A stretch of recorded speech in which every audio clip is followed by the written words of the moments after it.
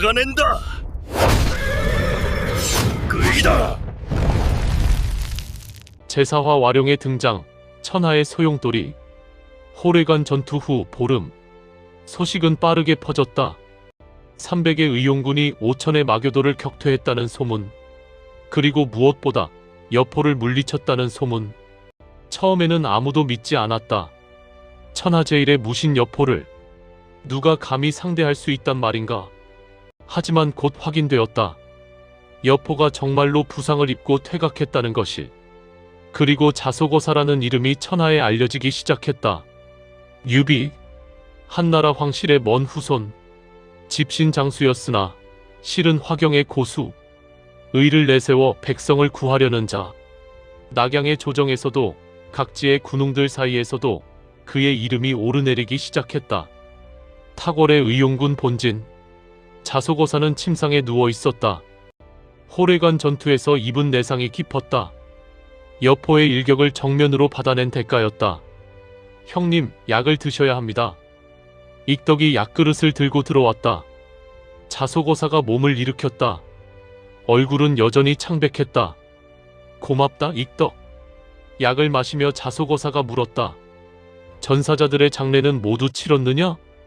예. 100명 모두 정중히 모셨습니다. 그리고 익덕이 잠시 말을 멈췄다. 유족들에게 위로금을 전달했습니다. 장 어르신께서 넉넉히 보내주셨습니다. 그래. 자소고사의 눈빛이 어두워졌다. 100명이나 내 때문에. 형님. 익덕이 단호하게 말했다. 그들은 형님 때문에 죽은 것이 아닙니다. 의를 위해 스스로 선택한 것입니다. 알고 있다. 하지만 마음이 아프구나. 자소고사가 창문 밖을 바라보았다. 하늘은 맑았다. 새들이 날아가고 있었다. 전쟁은 항상 희생을 부른다. 그것이 아무리 정의로운 전쟁이라 할지라도. 바로 그때 문이 열렸다. 형님! 관우가 급하게 들어왔다. 그의 얼굴에는 흥분이 가득했다. 무슨 일이냐, 운장? 찾았습니다. 제갈량을 찾았습니다. 정말이냐? 자소고사가 벌떡 일어났다. 너무 급하게 일어나서 어지러움을 느꼈지만 참았다. 어디 있느냐? 융중입니다. 양양 근처의 작은 마을입니다. 융중이라. 자소고사가 지도를 펼쳤다. 손가락으로 위치를 짚었다. 여기서 600리. 멀지 않군. 제가 직접 모셔오겠습니다. 관우가 말했다. 하지만 자소고사가 고개를 저었다. 아니다. 내가 직접 가야 한다. 하지만 형님의 몸 상태가 괜찮다. 이미 많이 회복되었다. 자소고사가 침상에서 내려왔다. 실제로 그의 걸음걸이는 안정되어 있었다. 내공으로 강제로 상처를 다스린 것이다.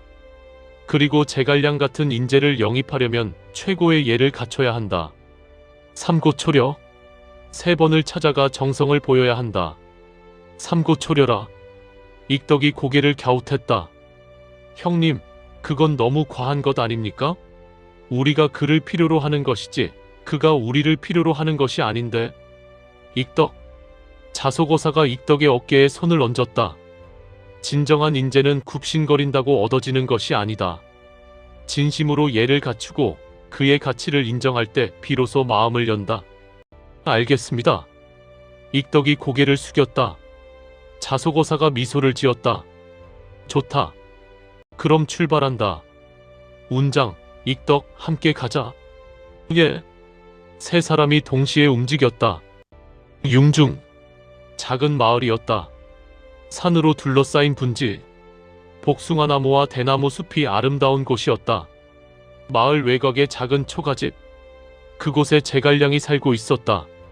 자소고사 일행이 초가집 앞에 도착했을 때는 해질녘이었다. 석양이 초가집을 붉게 물들이고 있었다. 여기로군. 자소고사가 말에서 내렸다. 관우와 익덕도 따라 내렸다. 초가집은 소박했다. 하지만 단정했다. 마당에는 채소가 자라고 있었고 담장에는 국화가 피어 있었다. 자소고사가 문을 두드렸다. 계십니까? 대답이 없었다. 한참을 기다렸지만 안에서는 아무 소리도 들리지 않았다. 아무도 없는 것 같습니다. 관우가 말했다. 자소고사가 고개를 끄덕였다. 그럼 기다리자. 기다린다고요? 익덕이 놀랐다. 언제 돌아올지도 모르는데요. 상관없다. 기다리면 된다. 자소고사가 마당 한 구석에 자리를 잡고 앉았다. 관우와 익덕도 따라 앉았다. 해가 완전히 졌다. 달이 떴다. 차가운 바람이 불었다. 하지만 세 사람은 움직이지 않았다. 자정이 지났다. 그때였다. 누구십니까? 목소리가 들렸다. 젊은 남자의 목소리였다. 자소고사가 고개를 들었다. 한 청년이 서 있었다. 키가 팔척 정도, 마른 체구의 학자 같은 인상, 손에는 깃털 부채를 들고 있었다. 제갈량 선생을 찾아왔습니다. 자소고사가 일어나 공손히 절했다. 청년의 눈이 커졌다. 제 형님을 찾으신다고요? 형님? 예. 저는 제갈균입니다. 제갈량의 동생입니다. 그렇습니까? 자소고사가 다시 절했다. 실례했습니다. 제갈균 공자. 제갈량 선생께서는 언제 돌아오십니까? 그건 잘 모르겠습니다. 형님께서는 종종 산속으로 들어가 며칠씩 있다 오십니다. 그렇다면 기다리겠습니다. 자소고사가 다시 자리에 앉았다. 제갈균이 당황했다. 아니. 안으로 들어오십시오. 이렇게 밖에서 기다리시면 안 됩니다. 괜찮습니다. 우리가 갑자기 찾아온 것인데 폐를 끼칠 수는 없습니다. 하지만 공자께서는 편히 쉬십시오. 우리는 여기서 기다리겠습니다. 자소고사의 목소리는 단호했다. 제갈균이 난처한 표정을 지었지만 결국 고개를 숙이고 집 안으로 들어갔다. 사흘이 지났다. 자소고사 일행은 여전히 마당에 앉아 있었다. 비가 왔다. 눈이 왔다. 하지만 그들은 움직이지 않았다. 제갈균이 여러 번 안으로 들어오라고 권했지만 자소고사는 거절했다. 선생을 만나기 전에는 움직일 수 없습니다. 그의 결의는 확고했다. 나흘째 되는 날 새벽. 형님, 돌아오셨습니다. 제갈균이 소리쳤다. 자소고사가 눈을 떴다. 초가집 대문이 열렸다. 한 사내가 들어왔다. 키는 평범했다. 체격도 그리 건장하지 않았다. 하지만 그의 눈빛은 달랐다. 깊고 예리하고 모든 것을 꿰뚫어 보는 듯한 눈빛이었다. 손에는 깃털 부채를 들고 있었다. 흰 도포를 입고 있었다. 그 모습은 마치 신선 같았다. 제갈량, 와룡선생, 자는 공명, 천하제일의 지략가가 그곳에 서 있었다. 누구신가? 제갈량의 목소리는 차분했다. 자소고사가 일어나 깊게 절했다. 유비라고 합니다. 선생을 뵙고자 사흘을 기다렸습니다. 유비. 제갈량의 눈이 가늘어졌다. 호래관에서 여포를 물리친 그 유비. 소문이 벌써 여기까지 왔습니까? 천하가 떠들썩하니 당연하지요. 제갈량이 자소고사를 위아래로 훑어보았다. 그의 눈빛이 날카로워졌다. 화경의 고수. 그것도 완성에 가까운 경지. 하지만 내상이 있군요. 여포와의 전투에서 입은 것입니까? 관우와 익덕이 놀랐다. 한 번 보는 것만으로 자소고사의 상태를 정확히 파악한 것이다. 역시 와룡선생이십니다. 자소고사가 감탄했다.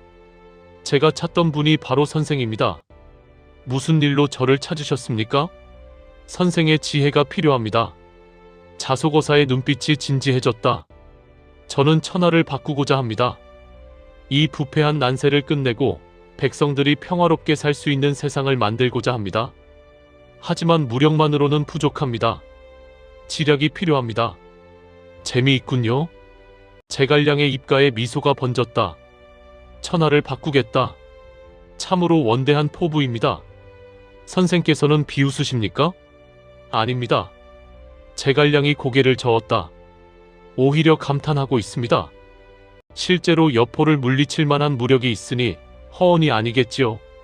그가 부채를 접었다. 하지만 유공자, 천하를 바꾸는 것과 천하를 얻는 것은 다릅니다. 무슨 뜻입니까? 천하를 바꾸려면 천하를 얻어야 합니다. 천하를 얻으려면 제갈량의 눈이 빛났다. 계책이 필요합니다. 단순한 계책이 아닌 천하를 3분할 대계가 필요합니다. 천하 3분. 자소고사의 눈이 커졌다. 선생께서는 이미 그 계책을 가지고 계신 겁니까? 물론입니다. 제갈량이 미소를 지었다. 하지만 아무에게나 말할 수는 없지요. 그렇다면 어떻게 해야 선생의 계책을 들을 수 있습니까? 삼고초려. 제갈량이 말했다. 3번을 찾아오십시오. 그리고 3번째의 진정한 성의를 보이십시오. 그러면 제 계책을 들려드리겠습니다. 알겠습니다. 자소고사가 고개를 숙였다. 그럼 다시 오겠습니다. 세 사람이 말에 올라탔다. 떠나려는 순간 제갈량이 말했다. 유공자. 예. 사흘을 기다린 성의는 인정합니다. 하지만 진정으로 천하를 얻으려면 그 정도로는 부족합니다. 제갈량의 눈빛이 깊어졌다. 다음에 오실 때는 더 큰 성의를 보여주십시오. 명심하겠습니다. 자소고사가 고개를 숙이고 말을 몰았다. 한 달 후 자소고사가 다시 융중을 찾았다. 이번에는 혼자였다. 관우와 익덕은 의용군을 이끌고 훈련 중이었다. 제갈량은 집에 있었다. 하지만 문을 열어주지 않았다. 선생, 유비입니다. 바쁩니다. 돌아가십시오. 냉정한 대답이었다. 자소고사가 문 앞에 무릎을 꿇었다. 선생을 뵐 때까지 이 자리를 떠나지 않겠습니다. 그러십시오. 제갈량은 더 이상 대꾸하지 않았다. 자소고사는 무릎을 꿇은 채로 하루를 기다렸다. 이틀을 기다렸다. 사흘을 기다렸다. 눈이 왔다. 겨울이었다. 눈이 자소고사의 어깨에 쌓였다. 무릎에 쌓였다. 하지만 그는 움직이지 않았다. 나흘째 되는 날, 문이 열렸다. 들어오십시오. 제갈량의 목소리였다. 자소고사가 일어서려 했다. 하지만 다리가 얼어서 움직이지 않았다. 자소고사가 신음했다. 제갈량이 나와 그를 부축했다. 무리를 하셨군요. 괜찮습니다. 괜찮지 않습니다. 안으로 드십시오. 제갈량이 자소고사를 집 안으로 데려갔다. 따뜻한 차를 내왔다. 불을 피웠다. 고맙습니다. 자소고사가 차를 마시며 말했다. 제갈량이 그를 바라보았다. 왜 이렇게까지 하십니까? 선생이 필요하기 때문입니다. 저 말고도 지략가는 많습니다. 아닙니다. 자소고사가 고개를 저었다. 선생만이 할 수 있습니다. 천하를 3분할 대계를. 저는 그것을 확신합니다. 어째서 그리 확신하십니까? 선생의 눈빛을 보았기 때문입니다. 자소고사가 제갈량을 똑바로 바라보았다. 선생께서는 이미 모든 것을 꿰뚫고 계십니다. 천하의 형세를, 각 세력의 강약을, 백성들의 마음을. 그리고 자소고사의 눈빛이 빛났다. 선생께서도 천하를 바꾸고 싶어 하십니다. 그렇지 않습니까? 제갈량이 침묵했다. 한참을 침묵하다가 천천히 입을 열었다. 맞습니다. 그의 목소리는 낮았다. 저는 평생을 기다렸습니다. 진정으로 천하를 바꿀 수 있는 의를 가진 주군을. 그리고 유 공자께서 그분인 것 같습니다. 제갈량이 미소를 지었다. 사흘을 마당에서 기다리고 나흘을 눈 속에서 무릎 꿇고 기다린 성에. 그것은 형식이 아닌 진심에서 우러나온 것이었습니다. 그가 자리에서 일어나 자소고사에게 절했다. 제갈량, 주군을 뵙습니다. 선생. 자소고사가 황급히 제갈량을 일으켰다. 제가 어찌 선생의 절을 받을 수 있겠습니까?